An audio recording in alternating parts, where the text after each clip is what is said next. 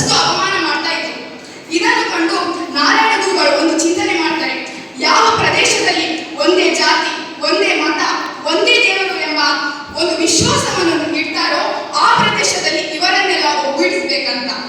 ಇಂಥ ಚಿಂತನೆಗೆ ತಕ್ಕಂತೆ ಅವರು ಅರಬೀಪುರದಲ್ಲಿ 1888 ಫೆಬ್ರವರಿ 10ಕ್ಕೆ ಶಿವನ ದೇವಸ್ಥಾನವನ್ನು ಸ್ಥಾಪಿಸ್ತಾರೆ.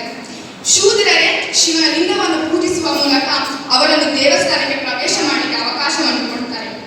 ಯಾವ ಹಿಂದುಳಿದ ವರ್ಗದ ಬಾಲಕರಿರ್ತಾರೋ ಅವರನ್ನು ಒಂದು ಕಡೆಗೆ ಒಗ್ಗೂಡಿಸಿ ಆಶ್ರಮವನ್ನು ಸ್ಥಾಪಿಸ್ತಾರೆ. ಅದು ಎಲ್ಲಿ ಅಂದ್ರೆ ಶಿವಗಿರಿಯಲ್ಲಿ. ಇಂಥ ಒಂದು ಪರಿಸ್ಥಿತಿಯಲ್ಲಿರುವಾಗ ಆಗ ಕೇರಳದಲ್ಲಿ ಹಿಂದೂ ಧರ್ಮದ ಒಂದು ನೈತಿಕ ಅನ್ಯಾಯದಿಂದ ಬೇಸತ್ತು ಕೆಲವರು ಬೇರೆ ಧರ್ಮಕ್ಕೆ ಮತಾಂತರ ಆಗ್ತಿದ್ರು. ಮುಸ್ಲಿಂ, ಕ್ರೈಸ್ತ, ಹಿಂದೂ ಮುಂತಾದ ಧರ್ಮಗಳಿಗೆ.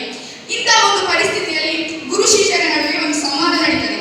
ಶಿಷ್ಯರು ಹೇಳ್ತಾರೆ ಗುರುಗಳ ಬಳಿ, ಏನು ಗುರುಗಳೇ, ಎಲ್ಲ ನಮ್ಮ ಧರ್ಮ ಬಿಟ್ಟು ಹೋಗ್ತಾ ಇದ್ದಾರಲ್ಲ, ಏನು ನಮ್ಮ ಹಿಂದೂ ಧರ್ಮದಲ್ಲಿ ಜನವೇ ಇಲ್ವಾ ಅಂತ. ಮತ್ತೊಬ್ಬ ಹೇಳ್ತಾನೆ, ಗುರುಗಳೇ, ನಾವು ನಿಮ್ಮದೇ ಆದಂತಹ ಹೊಸ ಧರ್ಮವನ್ನು ಸ್ಥಾಪಿಸೋಣ ಅಂತ. ಅದಕ್ಕೆ ಬ್ರಹ್ಮಶ್ರೀ ನಾರಾಯಣ ಗುರುಗಳು ಹೇಳ್ತಾರೆ, ನಾನು ಈ ಪ್ರಪಂಚದಲ್ಲಿ ಯಾವುದೇ ಹೊಸ ಜಾತಿ, ಹೊಸ ಮತ, ಹೊಸ ದೇವರನ್ನು ಸ್ಥಾಪಿಸಲಿಕ್ಕೆ ಇಷ್ಟಪಡಲ್ಲ ಅಂತ.